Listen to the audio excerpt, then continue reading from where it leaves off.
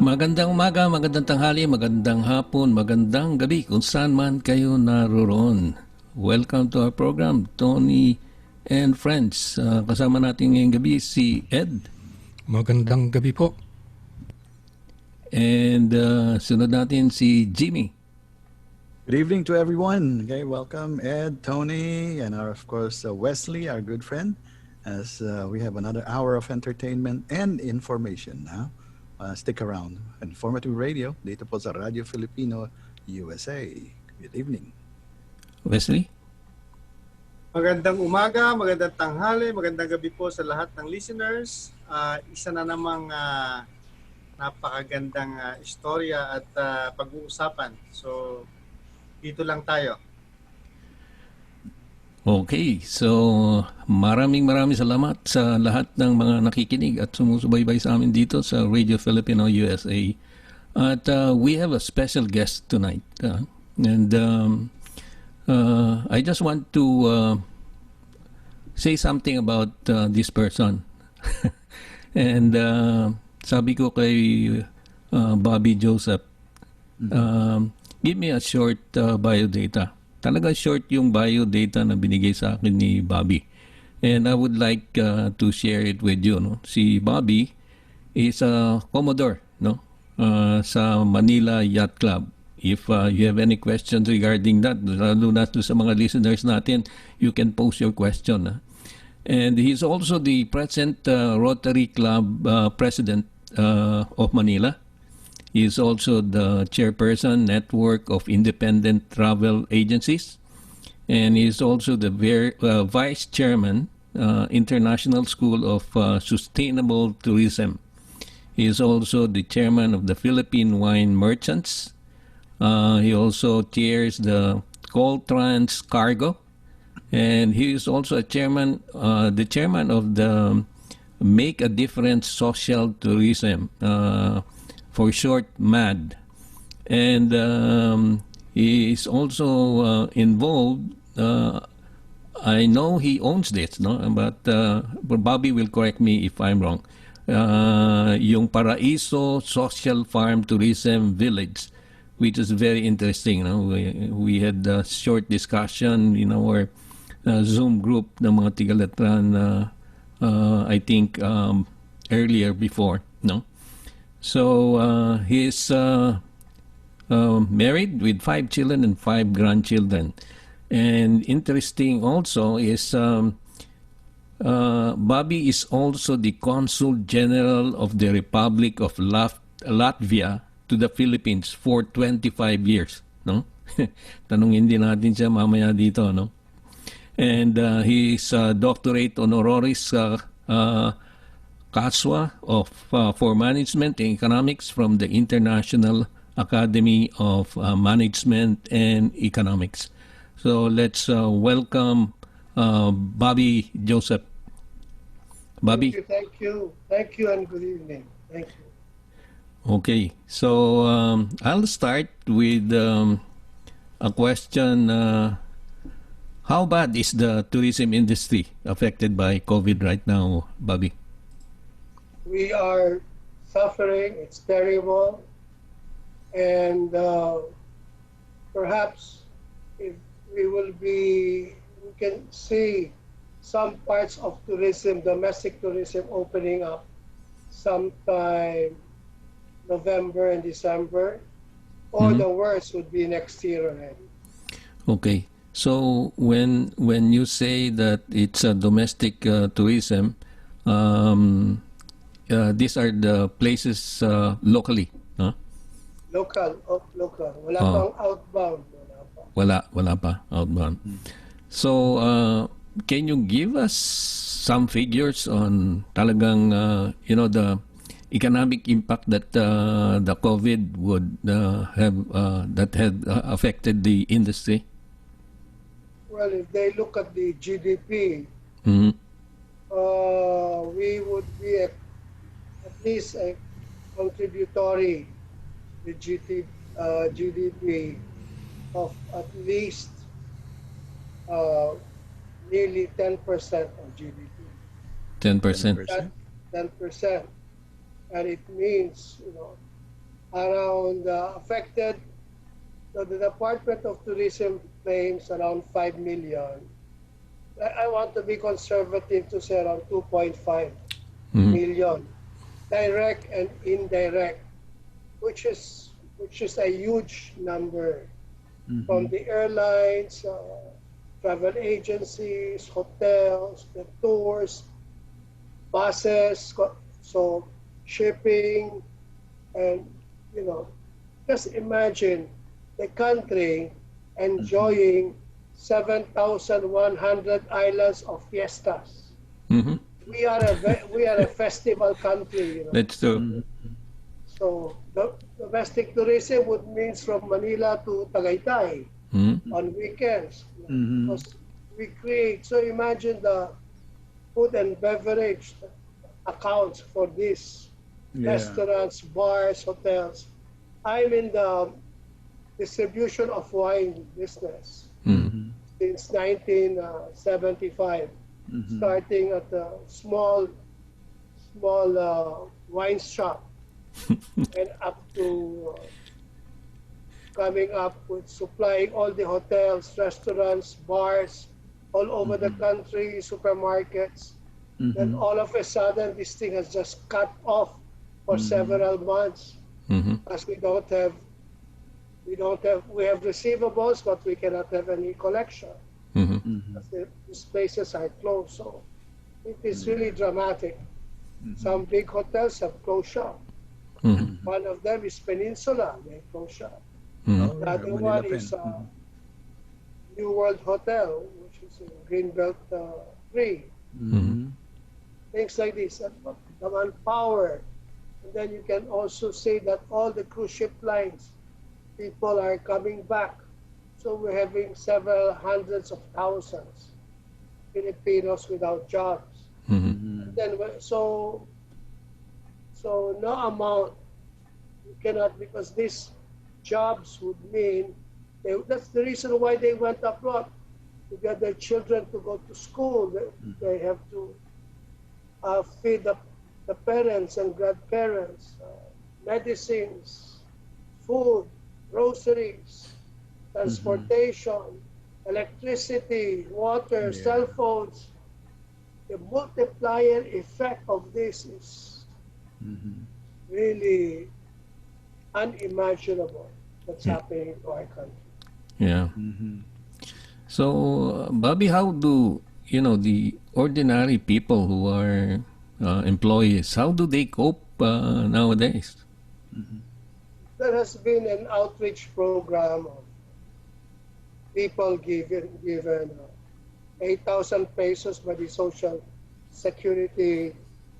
But how long can that last? It is good that the Filipinos, unlike in the States, we live with our grandparents, with our parents, so the children Mhm. working. So the Social Security of 8,000 to the father, 8,000 to the children, and sometimes working lolos, so they get another 8,000.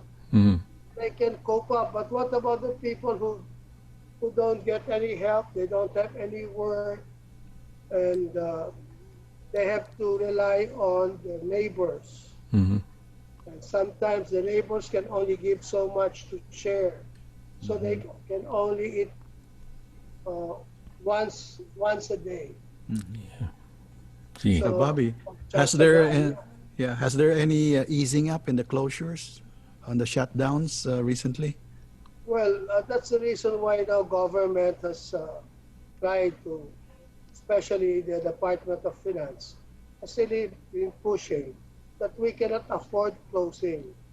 And we were supposed to close in Metro Manila, but we don't have to close. We cannot close. We cannot afford. We have to find some work. So people are working nowadays. 50% they work half a month. So just to make both ends meet. So things like this. People in my company even sleep in offices, in our offices, because there's no transportation, but they have to work. Special people in accounting, for the receivables, for the payables. they cannot just stop working. So things like this. And it's good that we are still existing. What about companies that close? Where do they go? Yeah. Nowhere.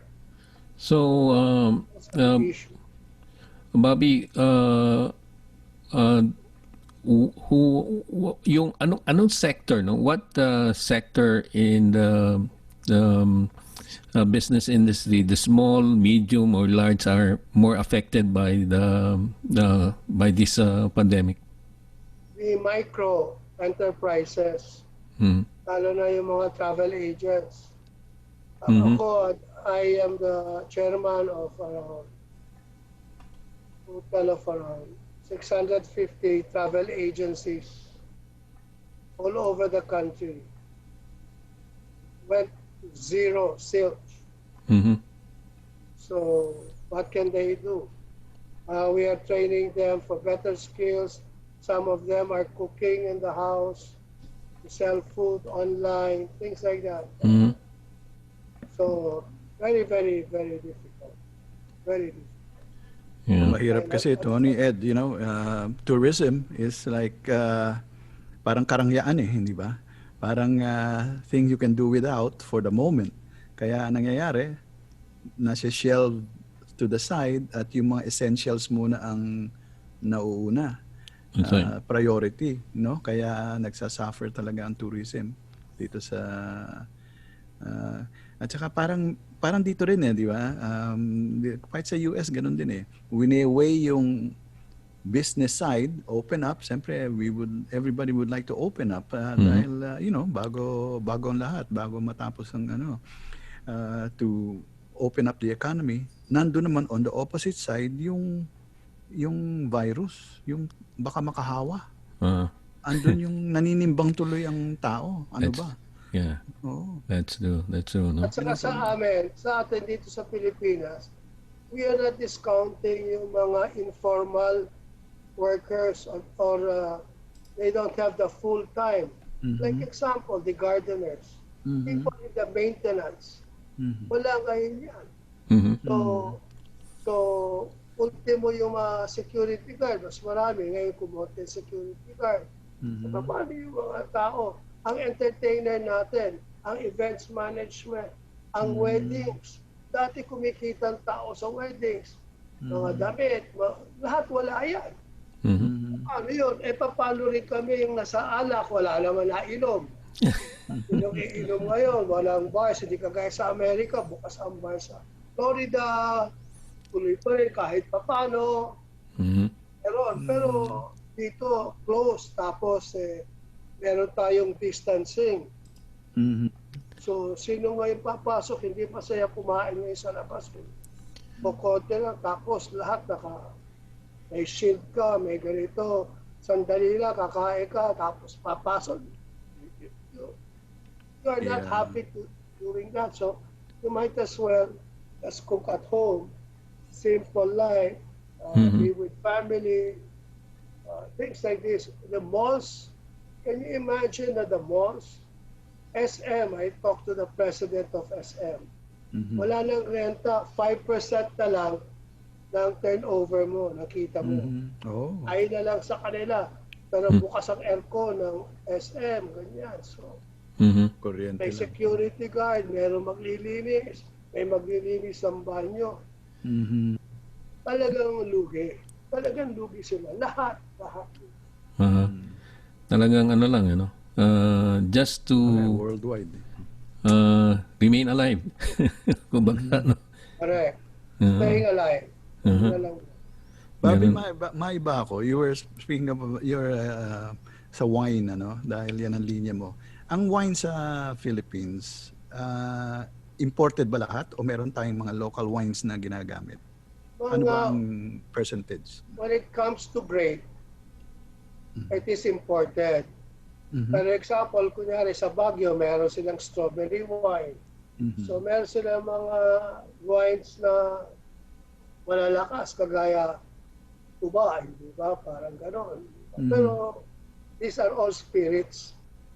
Kasi if the alcohol content shoots up above 18%, It's it cannot be wine. It's called spirits now. Mhm. That goes up to 40%. So, but lahat yan pinatigil. Mm. Siyempre, because ayaw naman nila, lalo na kunyari, mahirap pare yung mga nasa informal settlers, umiinom sa labas ng tanduay o bawal yun. So, things Yeah. like that. Bobby, yung being in the wine business, alam ko meron kang wine museum, no? Tell us about the wine museum. The wine museum before, meron ako mga walls, saka meron ako mga paintings, meron ako mga pictures about the process of wine, history of wine, the map of the New World, Old World, varietals of wine, and we have seminars. We give seminars. But now it has changed. Audiovisual na ngayon, di ba? Wala na yung mga, so you don't see really anything anymore. But you just see some projectors and big screens. Then we have seminars. So every time a foreigner comes, we give training programs. Then we also have food and wine seminars. We have history of wines, processing of wines. So we're doing this now during this pandemic. What we're doing is my brothers, for around 14, 15 people, we have to send the different kinds of wines or sakes to their homes. And then they can take a seminar on Zoom. Siguradong malamig yung inom nila, so there is an instruction going on, education pa rin. So these are small things. Like, it's hard kasi to give a seminar on wine. Wala ka namang naiinom. Hindi mo naman natitikman. Ang hirap naman doon. Mag-imagine, kagaya ginagawa sa iba. Hindi namin kaya yun. But sometimes we have also some wine seminars that we have now the sensory of sound. Order for you. So ito gawa ng isang anak ko. So there is now the sensory, including the sensory of wine and wines. Yeah. People like it. So, Bobby, sige. go ahead, Jim. No, I was just thinking. In your experience, if you would give us 3 kinds of wine, brands of wine that for you are tops, what would be your top 3? Oh, we don't do that. Oh, we don't do that. Sorry. We don't do that. That's a no-no. Oh, talaga. Oh, okay. Because what we want to find out is what you like. So if you're starting, I'm sure you want something sweet. Ayun. With your wife, something like that. So based on that, that's how now we encourage you to go. Then slowly, as you develop the taste, slowly the sweetness becomes lesser. Ayun.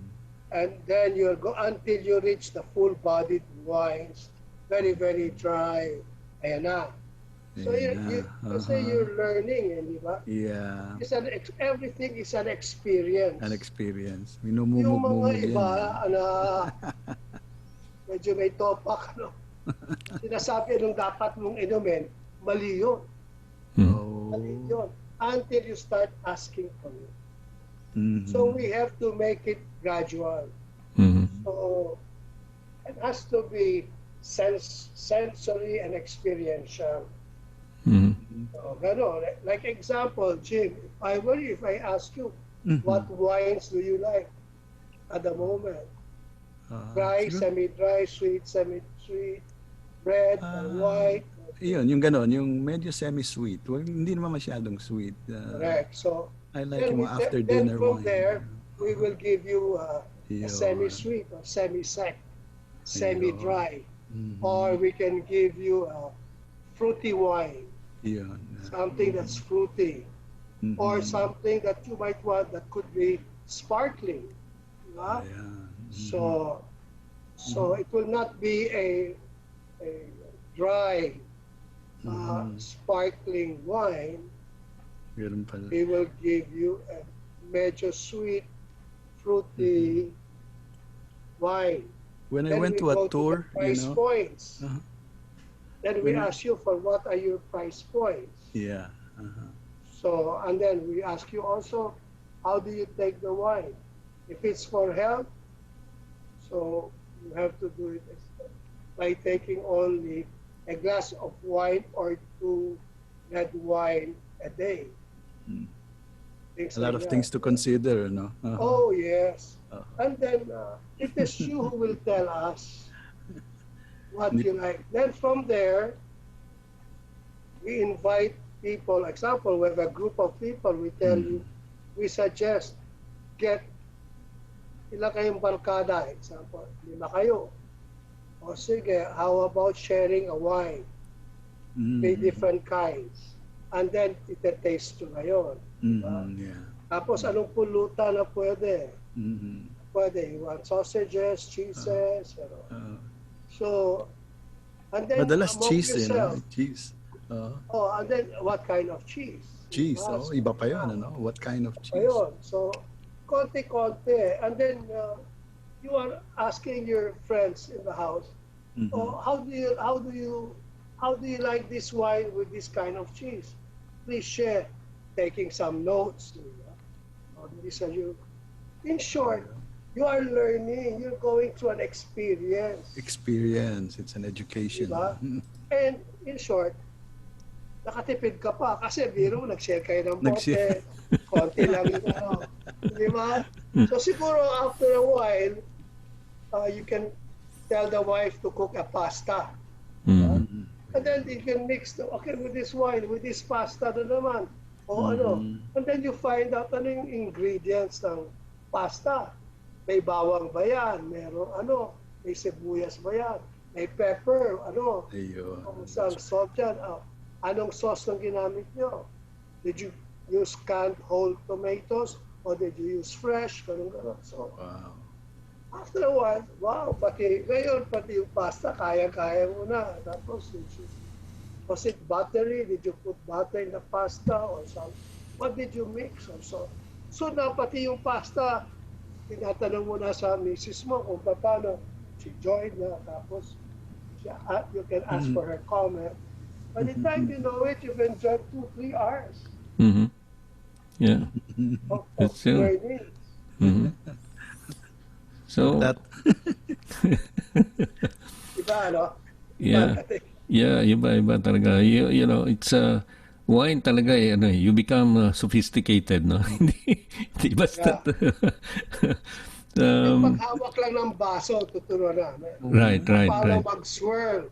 Right. Yung mga iba, paakyat baba, naloloko kami. Teka muna, hindi ganyan pag-swirl. hindi. Diba? Kailangan, may Para sophisticated. paikot, sometimes we can even demo one time a show. We can put it on the table and then we move the glass circular. There is a control, and then why is the glass may stem?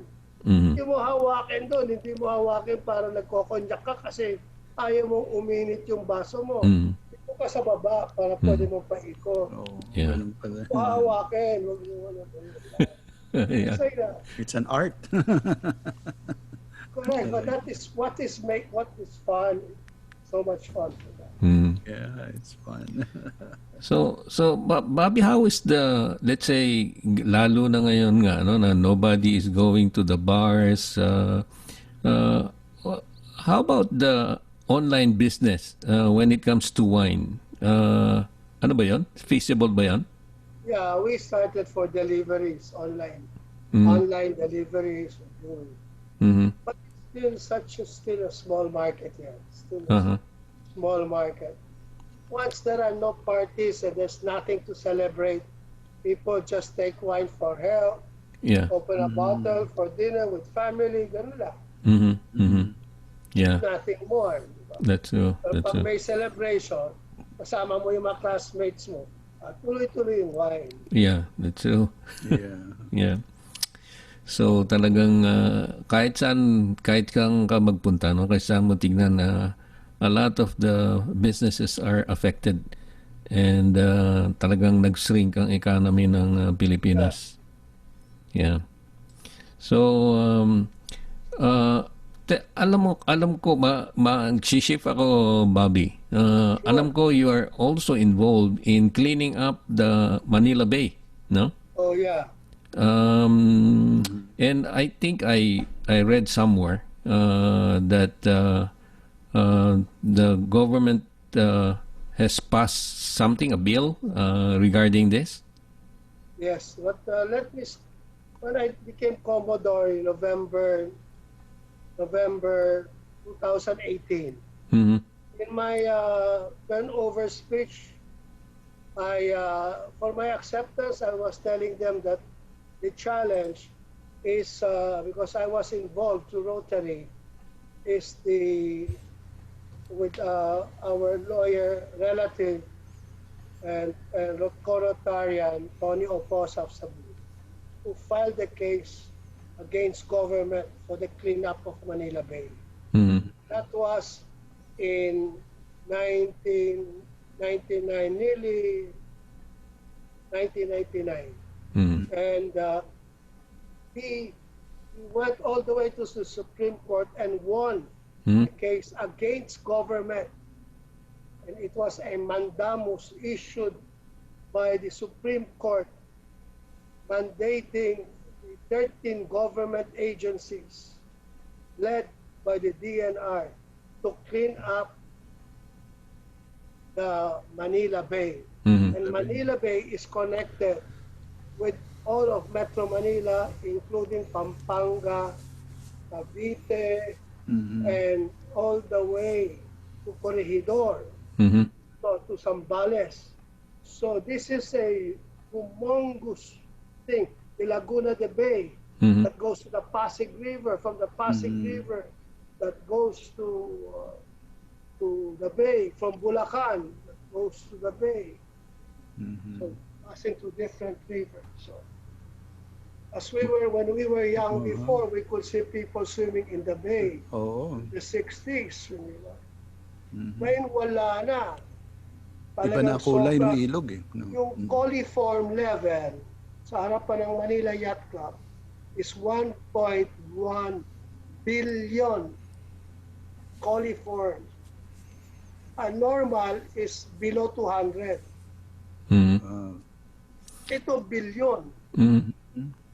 1 billion 100 million. So Anong kadumi? mm-hmm. Madumi. So what I did, since there was a mandamus that was given 2008, from 2008 to 2018, wala nangyari.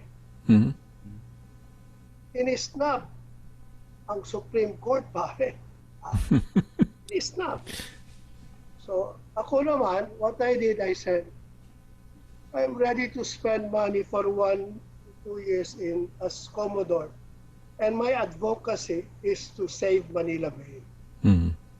And the money, personal funds that I would have, I will use it to call on to media to call the attention of government. Mm-hmm.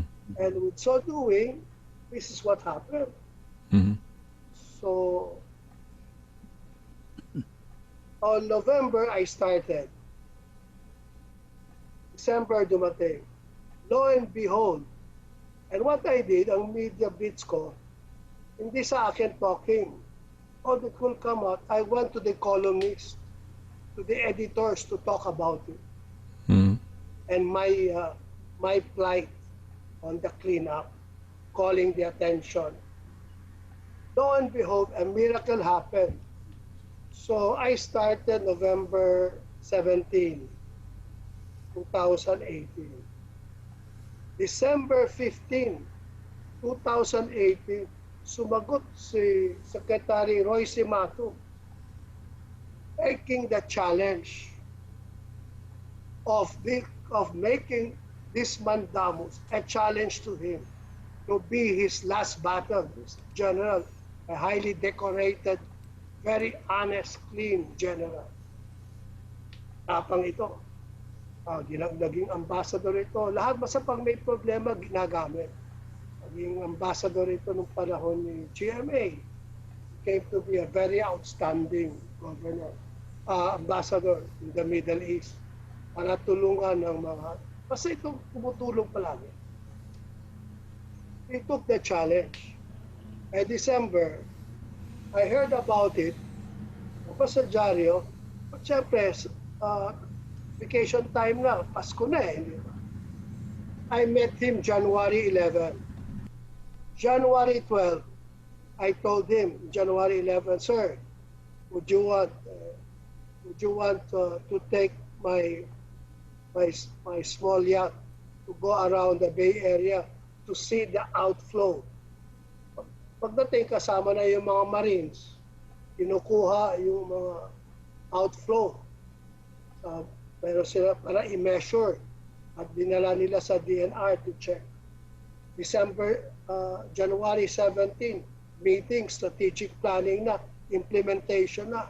All 13 government agency plus the Department of Tourism kasama na. That was already January 17. On January 27, 6,000 people lumakad from the Quirino Grandstand promoting the cleanup. And last few days ago was the inauguration. I have it on video. I was not able to send it. And I was there as Commodore. They have connected the 3 outlets from the U.S. Embassy to Manila Yacht Club. And they put up a sewage treatment plant that can handle up to 2 million liters that they can process of waste liquid and turn it into water, into clean water to the sewage treatment plant, all paid for by government. And this is the first step. So, inimbita ko pa rin ni Sekretaryo, doon mismo, katabi ko siya. Pero mo, ano nangyari? Pinakita ko pa rin na walang kailangan ng pera. Catalyst lang, to be a catalyst. To be a spark plug. And it can create. So when you go to do an outreach program, don't think it's only the private sector. You have to bring in government for sustainability. Marami tingin sa akin, loko-loko pare. Kasi sa left-hand cheerleader ako eh. Yeah. Ang ginawa ko lang dito, nag-cheerleading lang ako sa media. Calling the attention of government to come and help and implement. Pare na, alam mo, I would thank the President of the Republic who took also the challenge and instructed Joesph to do so. And put in 40 million pesos, billion, because the biggest contributor to sustain this, the biggest contributor are the informal settlers. How do you transfer them? How do you manage? And also the education that would have to come in. And this will last for 6 years because so many sewage treatment plants in Las Piñas and Cavite will come out. And now the government sector, Ramon Ang, dyan sa Pulyahan River, will spend 1 billion pesos on SM funds to clean, for San Miguel, to clean up these rivers. Something is going on also on Chinatown. So hindi lang government, ngayon mga private sector. Kasi kulang ang trabaho ng Maynila at Manila dyan. So ito na, the miracle has started. That's the story. Yeah. Of Manila Bay. In 2 months or 3 months time, people can swim. The poor people can swim in Manila Bay. Between the U.S. Embassy and the Manila Yacht Club. 1.5 kilometer yan. Pwede mag-swimming. So, ang problema, Bobby, no? Yung nga, sustainability sinabi mo. But people should also be disciplined, no? Not to throw waste dyan sa Manila Bay because nakita ko yung hinakot yung talagang waste doon. Grabe. It was, ang hinakot ng gobyerno sa loob lang ng Manila Bay is 4.3 million tons of waste. At yung kinuha sa US Embassy, sa may Padre Faura, itong area na ito, kasi waste comes from hospitals, not only the informal settlers, including all the buildings. Ngayon, pinaglalagay na ng mga sewage treatment plants yan. Umagalaw na. Pero mga training sa local government, pumasok ang DILG. Ang public works, ang pumasok ng magpagawa ng sewage treatment plant. So marami nang gumagalaw, hindi lang ang DNR. So ito talaga, this is a battle of Manila Bay. And there will be a cleanup, 6-year term, nakaplano. So pag may bumalik na bagong presidente, tuloy pa rin because we will be working with the DNR because this is a law. This is a mandated law. So hindi pwedeng umatras ngayon. Too bad pare the former presidents hindi nila pinabayaan nila despite the law. Pero talaga, tamo, there should be an awareness. Ano lang contribution ko lang dito? Just being the catalyst. Lahat gumagalaw na. Problema nga kasi, bukod sa paglilinis, hindi ba Tony Wesley? Bukod sa paglilinis, yung continuous influx ng sewage sa ilog, hindi ba? Ngayon, kung kagaya niyan, there should be a law na lahat ng sewage na i-dump nila sa river o sa Manila Bay, dadaan muna sa planta para linisin, di ba? Yung problema, linis tayo ng linis. Dump naman sila ng dump ng mga toxic sewage at lahat. E di, paglingon natin, ganun na naman, di ba? So hopefully everyone follows the law, di ba? Correct. Yung mga barko. Pero hindi kasi pwedeng ma-follow yung law kung wala kang sewage treatment plant. Ayun ang importante. Kasi paano mo hahayaan yung tao? Ay yung mga nasa restaurant. Ngayon persado, mga restaurants na close. So lahat yung mga buildings sa may reclamation, nalagay na mga tuloy-tuloy, very strict na sila. Tamo ngayon, nahuhuli yung mga naglalagay. Ayun, wala silang kita ngayon. Kasi stricto ito. Kasi it takes only one person to start na makita ng tao na totoo siya. Hindi siya magnanakaw kasi pag magnanakaw, shortcut na lahat na naman. Gano'n. Yun ang importante na meron talagang disiplina. Ang hirap kumuha ng disiplina kung walang bantay, hindi ba? Jaywalking. Hindi mo babantayan yan. Hindi mo ifa-fine. Gagawa ang mga tao. Tamo yung mga Pilipino, pagdating sa Amerika, dito mga kung saan lang ginagawa nyo, abusado rin kayo. Pero pagdating sa Amerika, sumusunod kayo. Tamo bakit? Sumusunod sa pila. Sumusunod sa pila dito, balik pa rin, dumating dito, nagja-jaywalking. Bakit? Dapat nating tingnan. Pag may nanghuhuli pala, susunod pala, kaya pala. Di ba? Dito, kumukuha kayo ng fake na lisensya. Pagdating sa Amerika, lulusot ba kayo? Siguro 6 months, 1 year. Pero pagkatapos, wala, examine kayo. Hindi pwede yan. Magandang proyekto yan. Talagang, Tony, Ed, Wesley, darating ang panahon siguro in a few years, pag uwi natin, magsiswimming tayo sa Manila Bay, ha? Yeah. Sa Ilog Pasig. Hindi, pag inimbita ko Taliwa kayo ng sa yacht tubig. club, Ayan, dati sa yacht club, ang baho pare. Mhm. Yeah. Natanggal yun. Natanggal. Oh, it's Sobra. good. No? Mhm. So Malaki ngayon, nagawa. gaganda pa kasi ang coliform level as of last week was 700. Mhm. Now, paano dumami? Biro mo, si Mayor Yeba, kilala Villegas. natin si Yeba Villegas. Antonio Villegas. So, alam mo, medyo clubbing yan eh.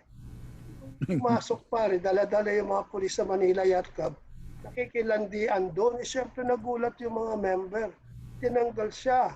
Dinagalit. Alam mo ginawa? Yung sewer, wala pang STP noon. Yung galing sa Manila Zoo. In-instruct niya na lalabas sa loob ng yacht club.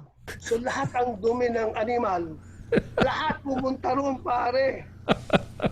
Since 1960, imagine hanggang umabot ng the year 2000. 2,200. Ilan yung evac yun at pare kung ano-anong napunta ron. Pati hospital, Alleged. pati yan. Talagang, talagang alam mo, ang una nung 60 hindi pa halata kasi malinis pa. And through the years, ayan na. Mhm. Bobby, pag madumi ang ilog, yung bang hélice ng mga yate, epektado? Nahihirapan pumihit? Kung mga evac lang yun, okay lang yun. Ang problema yung plastic. O yung mga dahon, tsaka yung mga twigs, di ba? O kaya whatever hard object. Plastic. Yan, plastic, di ba? Pag yun ang pasok ng plastic, pumasok sa hélice yan, mahihirapan. Hindi yung hélice, yung suction. Yun, oo. Yung suction. Kasi meron tayo mga generator dyan. Hindi ba na gumagalaw sa yate. Pag pumasok yung parang wasak ang makina. Ayun, oo. Wasak yan. Ayun, oo, magbabara. Tama, oo. Parado. Tamo ngayon, sa Pasig River, yung plastic, lahat nila nag-attempt na maglagay dyan ng bangka na papuntang Pasig River. Around the Pasig, ang dami mga informal settlers. Yung mga nasa ilalim pa rin ng tulay. Yan, oo. Madaan lahat yun. Ang informal settlers natin sa Metro Manila, 80,000. Ang palikuran nila siguro yung lang ilog, ano? Di ba? Doon lang yun. Kagaya doon sa may pier, merong mga 20,000 doon. Pamilya. Pero mo yun. Doon na sila pag-e-evac pare sa dagat araw-araw. Ngayon, kung makita mo ang Metro Manila, ito pala yung mga kinukuha ng yung nagsasak sa atin, yung naglilinis? May pangalan. Excavation, malabanan. Oo, excavation. Pagkuha yun pare, tinatapon sa gabi, sa ilog din, ganun din. So, papuntang Manila Bay. So, yun ang recycling natin. Pabalik lang ng pabalik. Yun ang recycling natin. Tamo ngayon, ikot lang. Ang Maynila at Manila, ang kumukuha ng sa inyo, sa mga bahay, kinukuha na at diretso na sa sewage treatment na. Maganda. Yan. So, sana maging successful yan. Merong nangyayari. May nangyayari na yan. Oo. Yan. Bobby, nung nilinis yung, ano nga yung beach? Yung popular na beach natin? Yung Boracay. Di ba? Isinara. Kasi may kaklase akong manager ng isang hotel dyan. 4 months, wala siyang trabaho dahil sinara yung buong beach. Lumampas. Umabot na 1 taon. Yun, kasi nalinis yung likod, yung harapan. Paano yung likod? At tapos another one, sa waste management is, ano yung waste na nakukuha? Kasi ang turista niyan, local and foreign, umaabot ng 2 point something million a year going to that island. Okay. Ilang bilyon ang income. So dapat, hindi mo naman pwedeng sunugin yung waste dyan. Ay lalo na may mga fast food, mga McDonald's, Jollibee, o lahat yan, pati straw na lang, malaki ng problema niya. Yung mga baso, yung mga pinggan, yung mga cover, yung plako. So doon pa lang, plus the waste. Tapos ilalapas yun. Dadalhin doon sa island, ng isang island. Sa doon naman, so it's a huge problem. But it is a good problem because you can develop now recycled waste to energy. Ayun. Waste to energy. So meron na. So alam mo, meron mga businessman na talaga pupunta na sa Pilipinas at makita ito. At lalo na sa Cavite, napakalaki ng Cavite. Kung pumasok ang waste to energy dyan, may papasok from Spain, ganyan. So it's only knowing that there is good governance. Because if there is good governance, business opportunities will come more to the Philippines. Education ang kailangan, no? So, Sir Bobby, okay. meron ba tayong mga programa sa mga informal settlers? Kasi habang nandyan yung mga tao, kahit nililinis natin yan, babalik at babalik ulit tayo dun kung anong kadumi yung ating ilog. Alam mo, ang problema ng informal settlers is local politics. Kung si Mayor magpapasok ng informal settler doon, lahat yan magiging botante niya. You know, you have to look at from that point of view. Diba? So ngayon, ang gagawin, kagaya dyan sa Bacoor, pagpunta mo ng Cavite, makita mo, ang dami-daming informal settlers. Sa Pilipinas, kung yung mahirap, nasa harapan ng mga waterfronts. Diba? Sa Amerika, dyan ang mahal yan. Diba? So makikita mo lang ang diferensya. Pero may solusyon.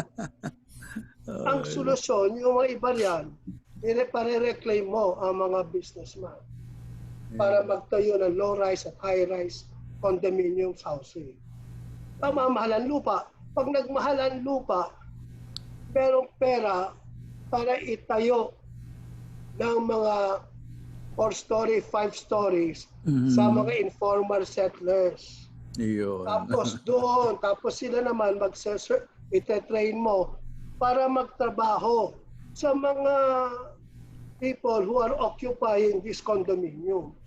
So meron kang cost benefit, may kita, bibigyan sila ng oportunidad ng eskwela. So dapat ang tingin mo rito, macro, hindi isa-isa, hindi myopic. Ano kung hindi mo sila pwedeng sisihin. Dapat government, private sector, business people getting together to come up with a master plan. Sino pong mga local governments ang gumagawa ngayon ng solusyon na ganyan? Para ang gumagawa ng problema. Basta pag makita mo pare, pinapayagan ang informal settlers na pumasok. Ang una kasi, hindi ka pwedeng pumasok kung hindi papayag si chairman ng barangay. Si barangay chairman kasi hindi ka doon pala. So, you have to look at it from this point of view. Cleanliness, orderliness, lahat pwede. Drugs. Lahat yan nagsisimula sa barangay chairman. Yan. Pinabata ba ni barangay chairman si Mayor? O sino yung mga konsehal? So politika din. Politika. Yeah, everything is political. Kunyari sa Amerika, ano yung kakagulo rito? Politika rin, anak ng wedding mo nangyayari dito. Hindi naman dapat magkagulo yan. Dito kung ano-ano na. So, everything is politics. We need good, honest politics. And we should be maka-Diyos. Kasi maka-Diyos makakatulong talaga sa atin. Hindi kasi yung pag nawala na yung values natin sa eskwela. Diba? Wala na. Bakit tayo, yung values na, ito, mayroon akong libro. Lahat, wala ako nakitang grade 3 na mandaraya. Walang grade 3 na chismoso o chismosa. Walang nangungopyang grade 3. Pero medyo pag-abot na ng mga grade 5, grade 6, kumokopya na. Pagdating ng high school, pumitira pa, lalo pa. Hindi ba, pagdating ng college. Pero I always tell them, do you mind going back to grade 3? Kasi doon ka tumaan eh. Buti pa grade 3 na Sali lang ka, ang organize ka, i-hire magbukas natin mo sa yung gobyerno. notebook mo, yung bag mo, kompleto. Ha? Alam mo yung English, alam mo yung arithmetic. Ito wala na, pagdating na labo-labo na. Bakit? So kung pwede ka lang bumalik sa grade 3, aayos ang pamilya mo. Kasi madasalin ka, nakikinig ka sa teacher, ha? Sinasabi, makinig ka sa magulang mo. O ngayon, iba na, kumita ka na ng konti, pilosopo ka na. Alam mo, nung huling uwi ko, no, hindi ko makalimutan yun. Yung nakasakay ako sa kotse, nakita ko doon sa merong istasyon ng tren. Ano, nakita ko, nakapila yung mga tao. Hindi naman sasakay, pero lahat sila may dalang bag. Supot, may supot. Sabi ko, ang haba ng pila, hindi naman sumasakay, pero nandun sila, naghihintay, Sabi ko, ano ito? Ayun nga, yung mga settlers natin, yung matawag ng settlers. So, nandun sila naghihintay. Yung pala, hinihintay nilang dumating yung tren, dadaan. Pagdaan ng tren, hinahagis nila yung supot ng basura nila doon sa ibabaw ng tren para tangayin. Sabay-sabay sila eh. Ayun nga, tinatangay yung basura nila sa malayo. So, ano man yung tren, no? Education talaga. Tapos at saka, pag nakita mo yung, pinasukan ko isang barangay sa Pasay, there is no trash cans, huge trash cans. Oo. Kung may trash cans ang ilagay, the next day wala na, naibenta pati yung trash can. Naibenta na, oo. Sa junk shop na. Ha? Oo. Kilo na. I know. Anyway, Bobby, papalitan ko na naman ulit ang topic. Tell us some things about yung Paraiso Social Farm Tourism Village. Paraiso Social Farm Tourism was organized by my compadre, Tony Meloto, the well-known guy of Gawad Kalinga. Mm-hmm. His philosophy is you can get the richness coming from the poor. Mm-hmm. By appreciating the poor and working with the poor, you will see the richness. And like I'm saying, everybody, Filipino, whether poor or rich, at least rich is still grade 3. Mm-hmm.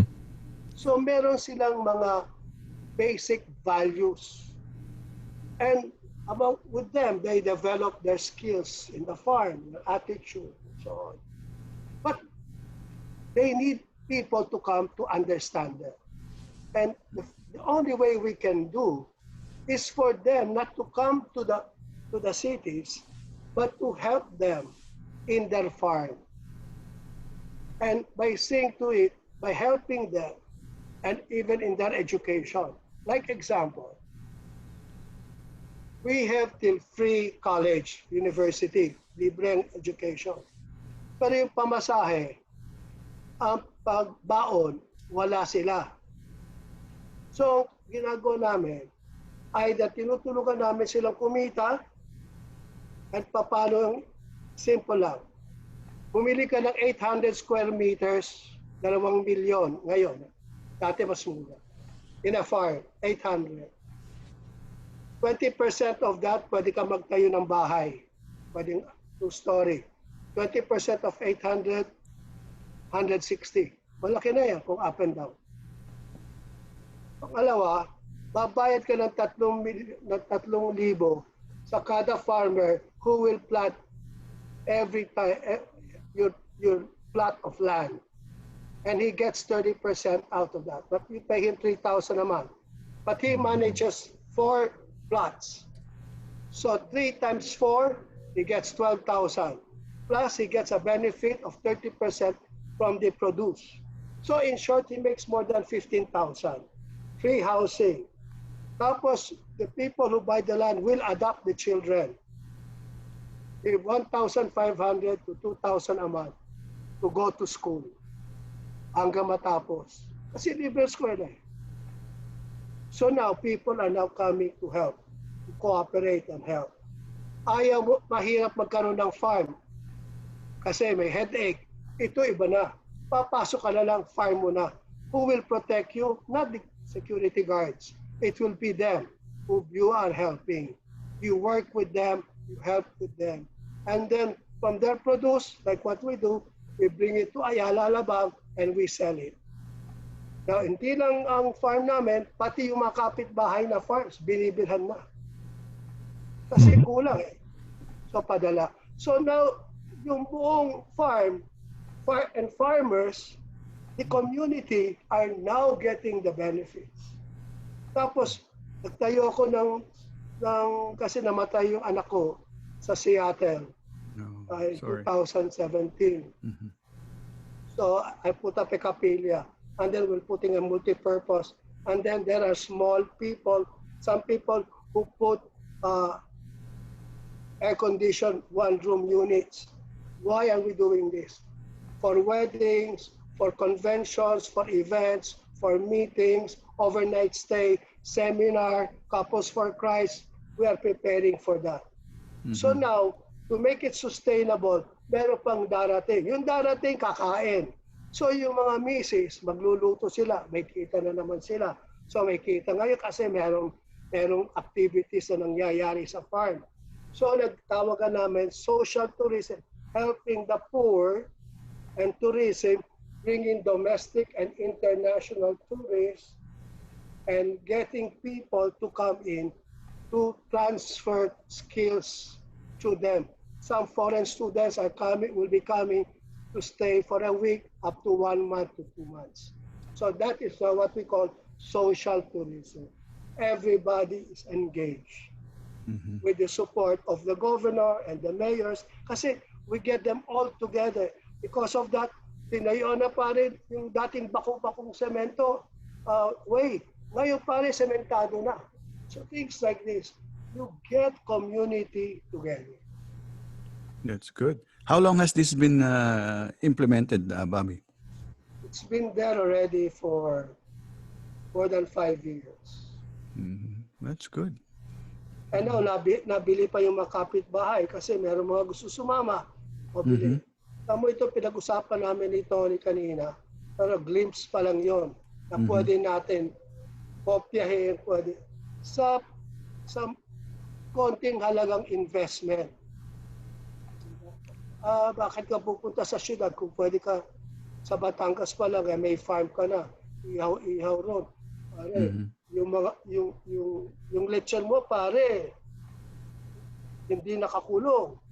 Yung mga native na lechon, hinahabol pa ng mga bata, tapos hahabulin ng baboy yung mga bata, di masaya na ron, ganyan. Tapos merong magdodonate, maglalagay ng swimming pool, sige. Yan, para may kita. So, lumalaki, lumalawak. Tapos, para sa kanila yon, para sa kanila. Pero ikaw, stakeholder, may titulo ka rin ng 800 square meters. Pwede mo ipamana. Sir, nabanggit niyo yung Batangas. Sa inyong tingin, malaki ba ang potential ng Batangas? Super. It is booming. Batangas is booming. Time to buy property. May 300, may 500. Pero sa iba, malayo-layo, 100, okay pa. 50, bilhin. Growth area yan kasi nariyan ang pier. The international port will move to Batangas. Batangas City. Yan. Inevitable na yan. May plano pa nga na si Governor Bandaras, kasi kasama ko yan Opus Dei yan. Ako co-operator ako ng Opus Dei. So, pinikwento yan. Masyadong malinis na tao yan. Tamo, ang daming itutulong, maglalagay ng bonds para maglagay ng train na from the pier para ipapunta ngayon ng Santa Rosa. Diyan na ang distribution ng mga warehouse, diyan ang mga malalaking mga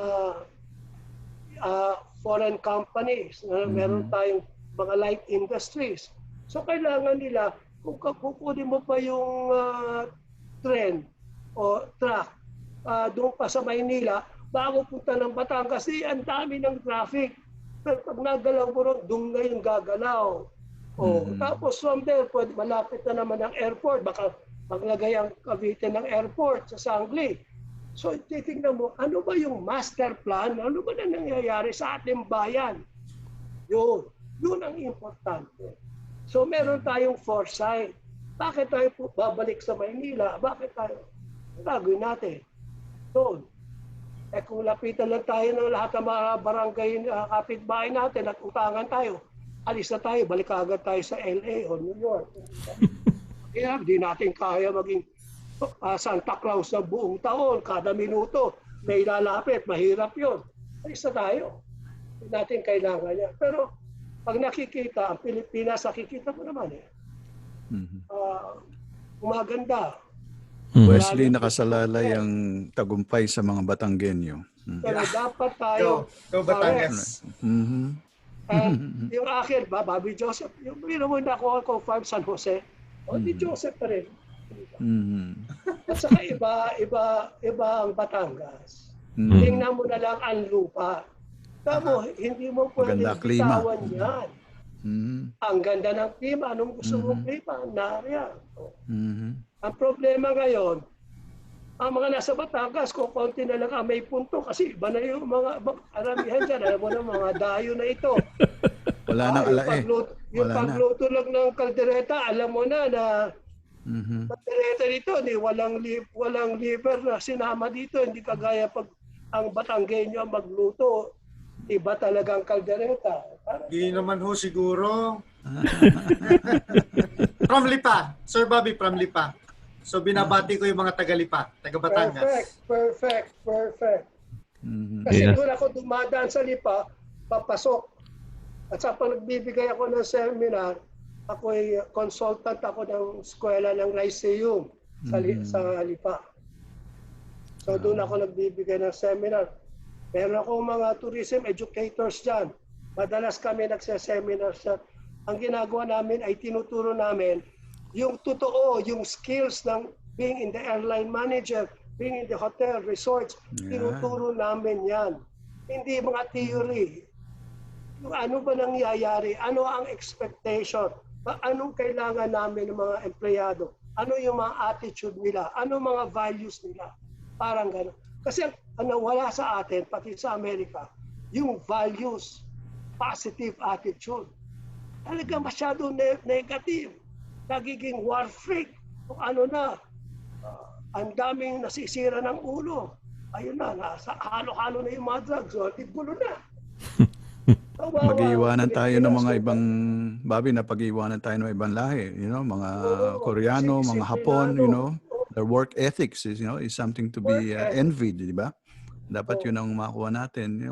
Masisipag naman tayo mga Pilipino kung talagang siseryosohin lang ang trabaho. Hindi. Ang problema natin, masyado tayong matalino. Naso-shortcut. Lahat boss eh. Oo, lahat boss. Tamo, pagdating lahat boss, ako naman, servant. Servant leader na lang ako. Serve na lang natin sila, okay lang. Actually, it's a good idea. Treat them all like bosses. You know, if you're in the hospitality industry, it's the caring heart that is the most important. Ayun, hindi yung panloloko na maging taxi driver pagdating ng airport, magbibigay ng sad story, na masama ang bayan. Sinabi nun sa turista, naawa yung tao, naglabas ng 1,000. Tapos sabi pa ng taxi driver, kulang pa, gawin mo ng 2. Di ba? All the pa nangyari. Ang ganda ng word of the day natin, caring heart is the most important. Ang galing. Galing. Yeah. Uh, Your Excellency, Bobby. Basta pa tayo na isang oras. With all the improvement and the progress happening in the Philippines right now, has the government made any efforts to entice the Filipino American retirees to go back to the Philippines? We have the retirement program. The retirement program came during the time of Secretary Aspiras.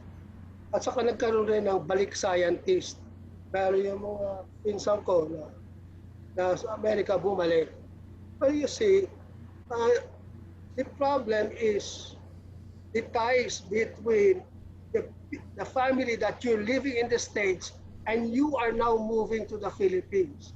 And especially if your children are already too Americanized and affluent. So there is already something wrong. So you have to consider coming to the Philippines, example, during winter time, when you have the sun and the sand, and then, you have your barbecue, and once you take your photos, maraming naiingit sa'yo kasi pulang-pulang chicks mo, di ba? Di ba? Naka-short pants ka, cool na cool, di ba? Ganon. So, ito yung kinaiingitan doon sa Amerika. Okay. So, why don't you do a planning of both worlds? Half a year and half a year. Because you also remember, until the hospitals, kasi yung insurance companies, hindi pa nila gusto i-accredit dito kasi gusto nila dun sa Amerika pa lang. Pero once they start accrediting for the hospitals, then you will see more retirees moving to the Philippines. So you see me, every time I see things, I look at it holistically. Second, if you're a retiree, you don't want to be in the province. You want to be where the action is. You want to be in Makati, so and so, that you can walk around like what you're used to, and having more fun because you can go to the different restaurants, you can go watch a movie, things like that. You know that the hospital is near, the airport is near. These are the things that I would like to find out what will be more fun. Going to the church, seeing my relatives and friends, where are they? Ganon. Kasi dati nung nagkaroon ng retirement, inalaw nila pare sa malayo, sa beach. Pati yung mga Hapon bumalik kasi naloko na. Ano gagawin mo sa beach na naka-retire ka ron ng buong ilang buwan lang, masisira na ulo mo. Unless nasa Boracay ka, may business ka, may ganito. You have to keep a retiree active. He has to be very active. Bawal na bawal yung magpahinga. Masarap yung meron kang ginagawang gusto mo na masaya ka. Yun ang importante. That's the best way of retirement. Gusto mo kunyari punta ng Batangas. Punta ka na kagad sa Batangas. Gusto mo matuto mag-scuba diving. Tumuloy ka na naman ng Batangas. Kasi malapit-lapit yun. So, Bobby, as far as foreign investors, kasi ang hinahanap kasi ng mga foreign investors is stability. Stability in our government, stability in our political scenario. So have we attained that in a way that we can attract more foreign investors? Actually, pag nagkaroon pa rin ng maraming foreign investors, kawawa mga Pilipino. Di ba? Dahan-dahan ang tingin dyan, konti-konti. Kung yung foreign investor, hayaan mo ng lupa, binili lahat ang bahay sa Dasmariñas, Forbes. Tapos sana tayo tinapon, pare, sa Lajangas, doon ka na magtayo. Kasi wala kang Pilipino ka, wala kang karapatan. Kami ang tayuhan, kami ang may pera. Ikaw, barya ka lang. Hindi ganon. Sa Australia, kung ikaw ang tayuhan, bibili ka ng bagong bahay. Hindi ka pwedeng bumili na second hand. Tamo, there are some regulations. Example, don't think that pwede kang bumili ng lupa pare sa Singapore, hindi ka, sa Malaysia, sa Thailand. Hindi ka pwedeng bumili ng lupa Sa Korea, hindi ka pwedeng bumili ng lupa. Tama yung sinasabi nila, ang importante, kikita ba ang dayuhan sa Pilipinas? O, pwede. Saan sila pupunta? Economic zone. O, di doon sila. Kasi tax-free, mas simple. So, you have to make it easier for the foreigners. Are there some? Yes, but we have. Like example, may foreigners sa mining. Eh, yung ginto natin, pare, yung mga silver, mga ganito, pinalabas nila, nakasakay helicopter, pinalalabas nila. Ang ibig sabihin, tapos bababuyin nila yung environment. Pagkatapos ng mining, aalis na sila. In short, we need responsible business people. And it takes time. Kasi meron rin kasi mga uneducated na local government. Pagdating ng dayuhan, pinahihirapan, kikikilin, hihingi ng ganito, papabayad ng ganito, papapakain. Everything should come with the proper education. Yun nga, How kaya come? natatakot sila. Kaya natatakot How come? mag-invest. Diba? Kung totoo sinasabi mo, bakit lumaki ang reclamation? Bakit nagkaroon ng Fort Bonifacio? Bakit nagkaroon na ng isa ng mga buildings sa Southwood, sa Alabang? Bakit? Mhm. May foreign components yan. Maraming, ang una kasing foreign na darating ay ang Pilipino balikbayan na meron ng mga passport. Ay marami nang nag-i-invest dyan. Pag nakita ng dayuhan na nag-i-invest yung Pilipino, sumasabay sila. Mhm. That's good. Makikita mo yung stock market, umaakyat kasi pa-qualify mo. Anong klaseng foreign investor? Kumuha ka ng foreign investor na naglagay ng bar sa beach na 75-year-old na lasenggo. Yun lang. Hindi foreign investment yun. No, I mean a Walang bigger scale. You know, let's say is somebody who would a foreign investor who would open up a factory para magkaroon ng trabaho, di ba? Let's say Ford opens up a plant in the Philippines to open It up is. manufacturing, di ba? There is one plant already of That's an example. Ford, Mhm. Mhm. Toyota. So the vehicles are there. Mhm. In construction, you will see a lot, especially the Chinese, who are really, kasi the ones who are investing, hindi mga puti pare, mga Asian, Singaporeans. Diyan sila pumapasok. Yung mga malapit sa atin, hindi mo kasi sila makikita. Kasi kala mo, local Chinese yung kausap mo. Unless magsalita. Kasi ang bilis nila mag-aral ng Tagalog eh. Kala mo, pero sila pare, grabe ang investment na pumasok. Ang problema, maraming Pilipino ayaw yun. Kasi nangyayari pare, yung foreign investor, pati laborer, foreign din. Siyempre. Tapos, lahat ng materials kasi ngayon, binibili sa China. Gusto mo ng pintuan, lababo, lahat ng isipin mo, bibilhin doon. So, nag-iisip ko yung Pilipino, teka muna, yung mga GI sheets natin, natatalo tayo, yung mga long span natin, yung ganito, ganyan.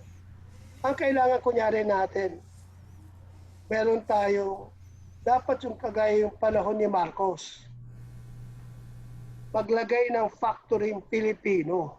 Huwag tayo mag-isip ng foreigner. Ang factory ba ng Korea dahil sa Kano o sa Koreano? Ang factory ba ng Taiwan dahil sa Kano o sa Taiwanese? So, dapat tayo mag-isip ng maka-Pilipino. Yun ang importante. Kasi may kapital na yung mga Pilipino, may kapital na, kumikita na yun. Marami ng bilyonaryong Pilipino. So, ayun ang dapat mag-invest, tuloy mag-invest. Huwag nilang yariin ang Filipino na yumayaman. Ang problema, maraming maiinggit, yayariin, gagawin ito, iahasa sa politika. Sa Korea, pag ikaw ay investor, pare babakapin ka ng gobyerno. Hassle-free. Kung meron nilang hihingi ng pera sa'yo, ikwento mo, pare, huhuliin yan, ikukulong ka agad. Yun ang kailangan natin. Let us support and develop local industries. Pag lumago ang local industries natin ay pupunta ngayon sa abroad. At ang mga dayuhan pupunta rin sa atin. Kasi pag alam kumikita, alam mo meron tayong mga foreign investor pero pare, ang investment lang nila walang isang buwan. Ang pasok bilyon-bilyon. Bibili pare sa stock market. Pag kumita tapos sabay at last konti-konti benta na ilabas na yung pera. So we have to qualify sino ang gusto natin ipasok. Na makikinabang ang Pilipinas, hindi lang sila. Alright. Ed, siguro batiin natin lahat ng mga sumabaybay sa atin, lalo ni mga classmates namin ni Bobby. Okay. Si Johnny Ong Kapin, nandyan. Si Nora Candelaria Marasigan, Jamie Manipis, Ray Santiago, Mandy Canoy Angeles, Evelyn Turano, Betro Hasmapote, Emelita Dayaw, Maria Regina Serenas, Joey Custodio, Freddy Ison, Ronald Rivera, David C., Anthony Borsi. Wells Cargo, nandiyan nga pala. Si Nicky Domingo, Perla Mangali, at si Neil Jose, Manny Sembrano, sino ba? I think si Eddie Cantindig Jr. Nandiyan din siya. Eddie K. Eddie Cantindig. Sabi ni Nicky Domingo, andyan din si Andy Francisco, Boy Malilay, and Johnny Angkapin. Yan. Okay.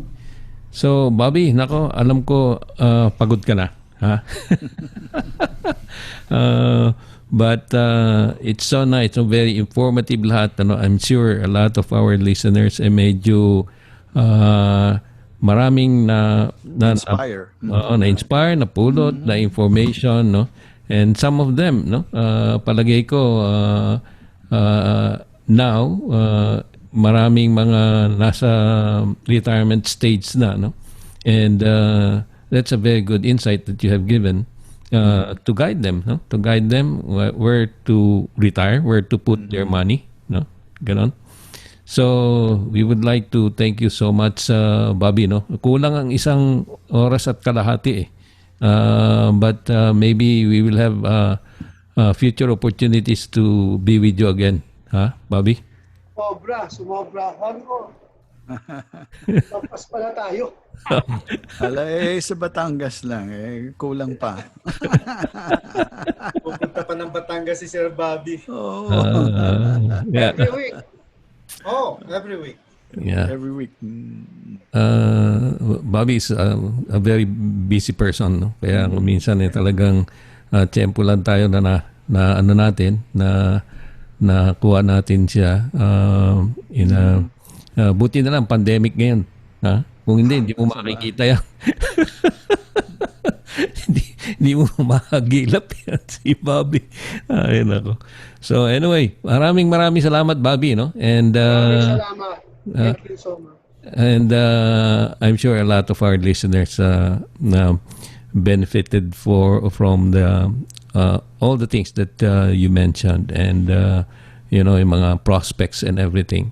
And mag-umpisa na tayo magpaalam. Umpisa natin kay Ed. Okay, thank you so much, Bobby, for being a part of our show today or tonight. It's been an enlightening evening. Thank you, Ed. Jimmy? Thank you, Jimmy. You're welcome. On behalf of Tony, Ed, and Wesley, Bobby, thank you very much for the information you shared. Hope we could talk again. And sa aming mga listeners, sana may Sure. kinapulutan nyo ng magandang informasyon itong nakaraang hour and a half. Hanggang sa susunod po, isang magandang araw sa inyong lahat. Okay, thank you. Wesley? Sa mga nakinig po, salamat po sa pagsubaybay nyo. At mabuhay kayo, Sir Bobby. Thank you. Mabuhay kayo. Not kayo. Alam Mabuhay niyo si- tayo. Mabuhay Alam tayo. Alam niyo si Bobby, kaya very active yan. High school kami, cheerleader yan sa Letran. No? Kaya makita mo, ano yan yung hindi umihinto. Full of energy, no? Yeah, Full of energy. yeah, full of energy. And nako, kami parating in touch kami. Every Saturday meron kaming mga Zoom meeting. And we look forward every weekend to see each other in that forum. Yan. So again, Bobby, thank you so much. And sa lahat ng mga listeners natin, kami po ay nagpapaalam muna. Have a very nice weekend and always stay safe. Magandang gabi. Thank you. Maraming salamat po. Mabuhay po kayo. Sige po. Paalam.